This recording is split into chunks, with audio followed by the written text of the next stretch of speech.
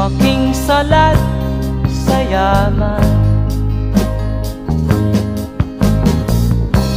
maagang nawala si ama.